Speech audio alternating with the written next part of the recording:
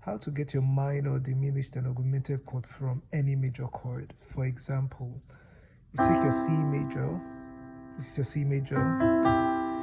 If you reduce this by semitone, you get C minor, which is your minor chord. Then if you reduce this to your C minor and then reduce this by semitone, you get your C diminished. So this is your C diminished. So for the augmented chord, let's go back to our major chord. This is our major chord. To get augmented chord, you increase this by a semitone, you get this.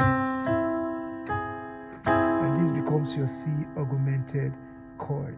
So let's do that for F. Go to F major. To get F minor, reduce this. You get F minor. To get F diminished, reduce this. So you have this as F diminished. While to get your F augmented, you get this. Increase this. You get your F augmented.